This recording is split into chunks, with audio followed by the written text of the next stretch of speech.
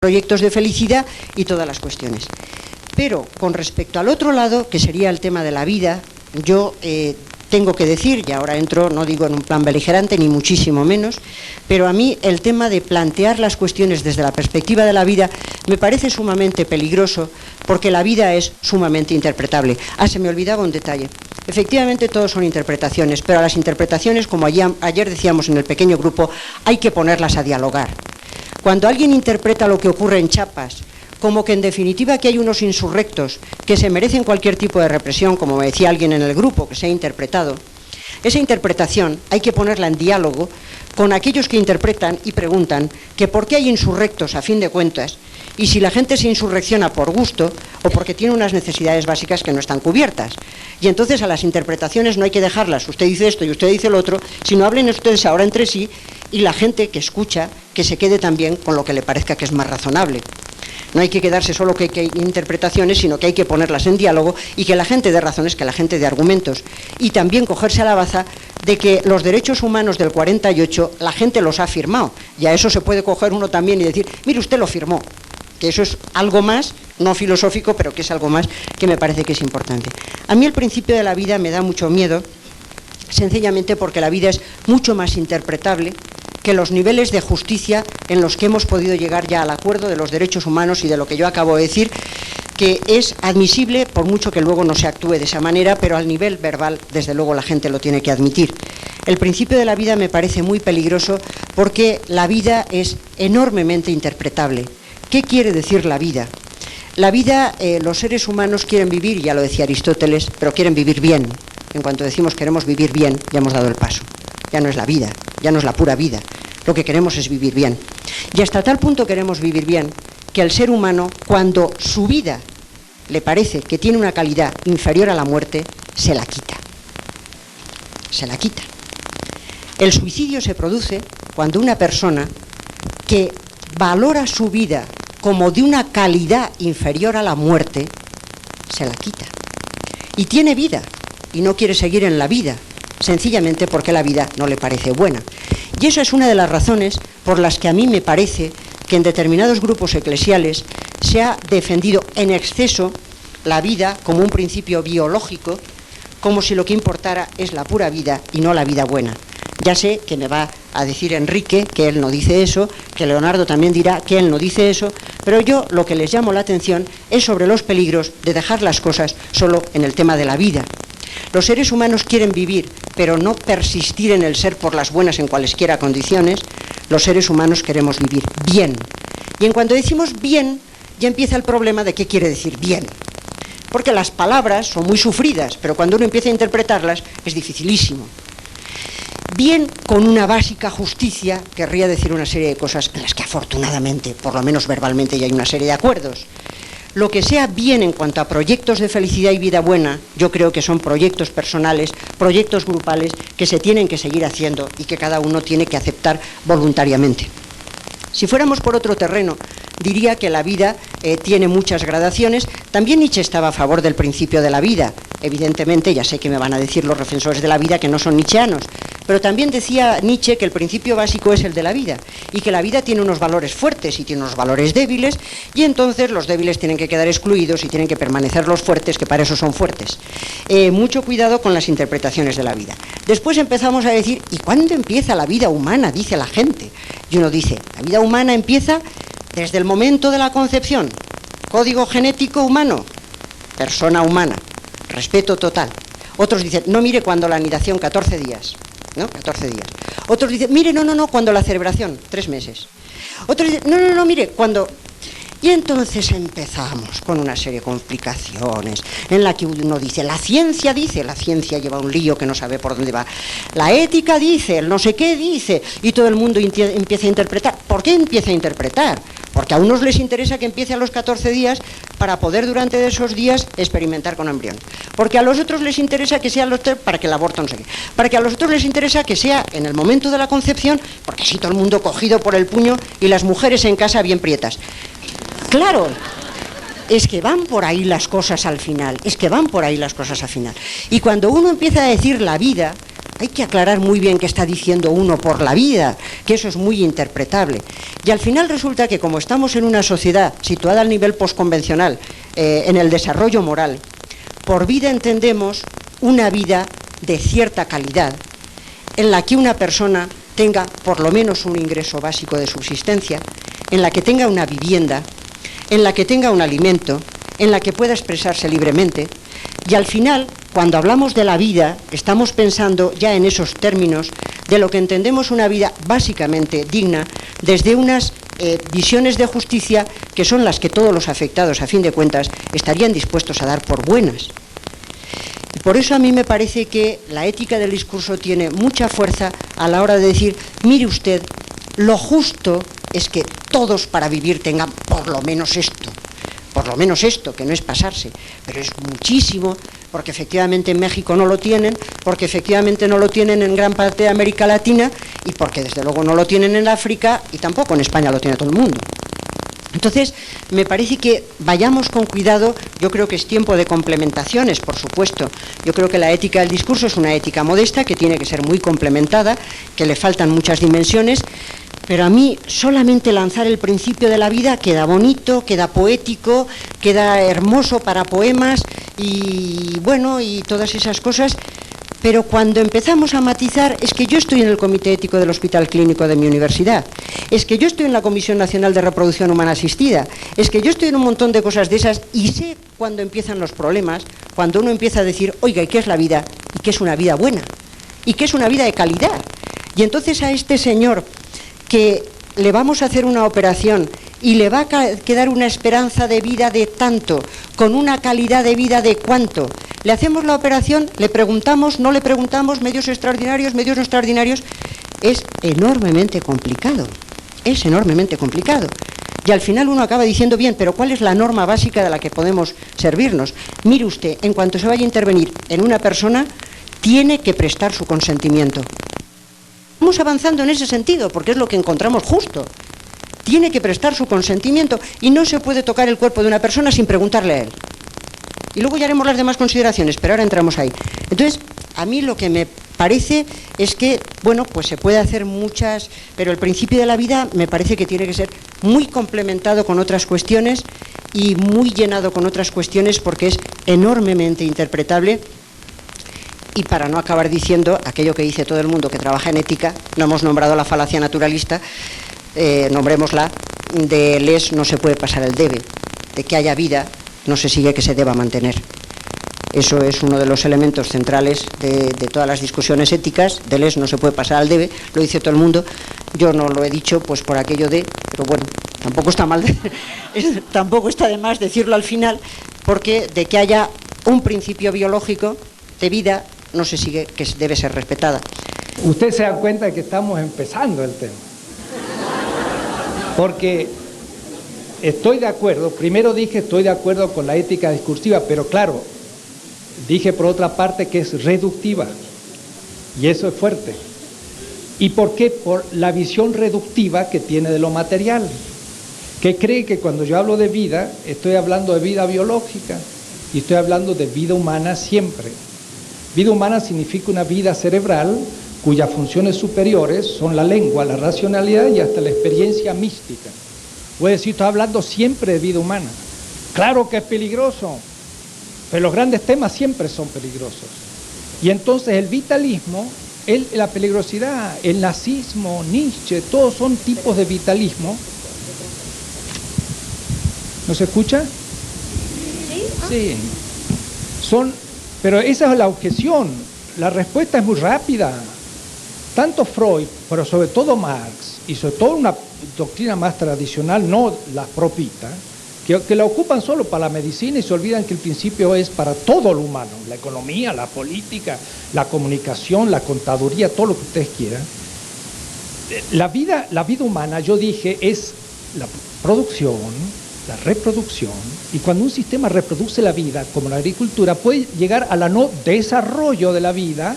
Y entonces ahí viene la crítica y el ir más adelante del sistema histórico, pero en comunidad, porque es una comunidad de vida que está también en articulación la comunidad de comunicación, pues los afectados son afectados en su vida y por eso discuten, pero con pretensión de universalidad de toda la humanidad. Con eso se acaba Hitler, se acaba Nietzsche, los vitalismos y cantidad de cosas. Es decir, se hacen objeciones, pero que se han ya,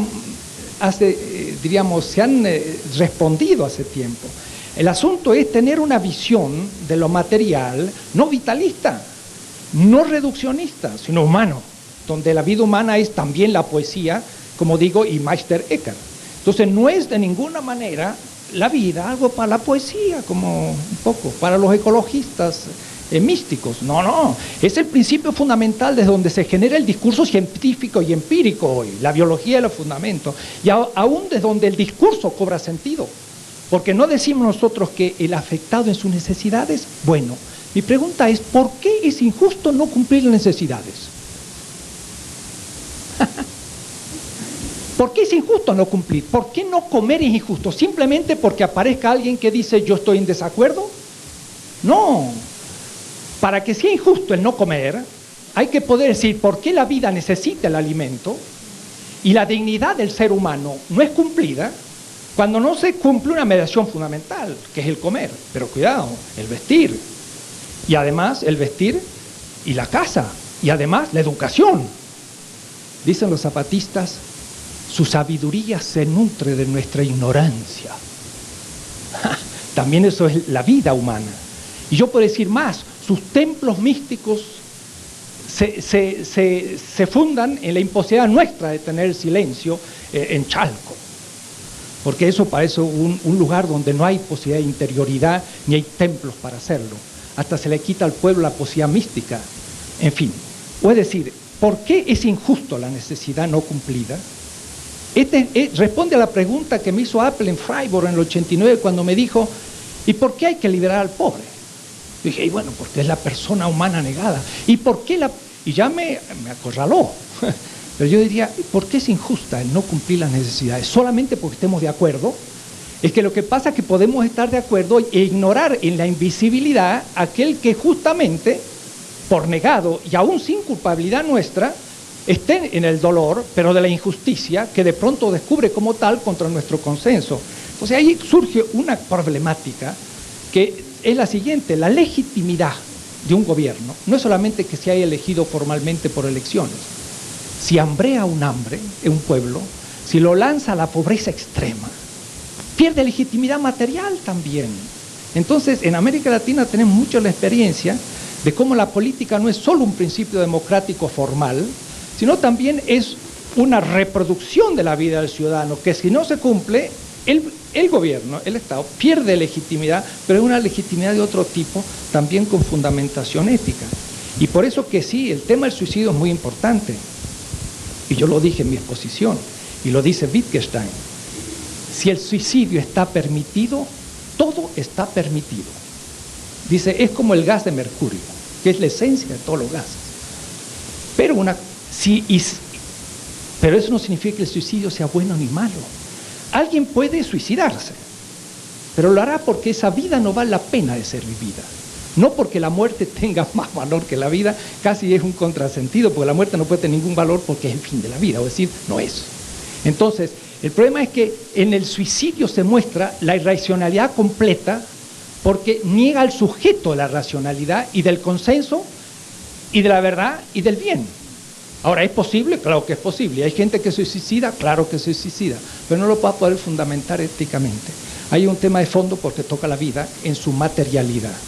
El Kant joven lo planteó bien en su curso de ética, el Kant de la crítica de la razón práctica ya lo planteó mal, el problema del suicidio. Y entonces ahí hay un tema de fondo. Y la falacia naturalista, para terminar, está al fondo de mi ética, pero en un sentido muy distinto. No voy a entrar a mostrar cómo Hume no habla del tema, primero.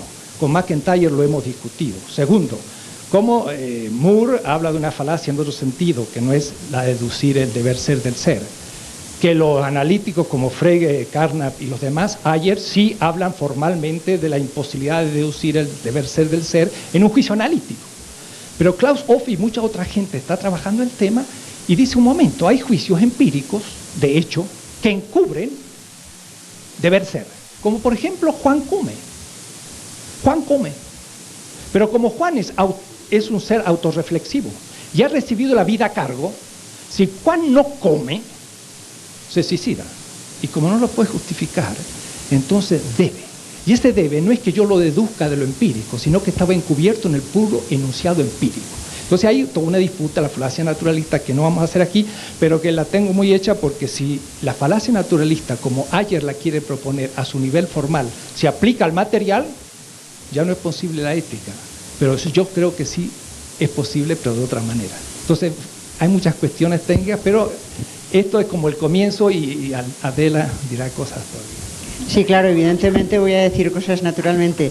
Lo primero, a mí me da bastante miedo en el terreno filosófico cuando un filósofo dice: yo es que entiendo la vida de esta manera. Yo hablo de la vida, pero yo la entiendo como una vida en la que uno come, en la que otro hace, en lo que otro... Bueno, tú puedes entender así lo humano, y a lo mejor yo también entiendo así lo humano, pero hay otras gentes que no entienden así lo humano.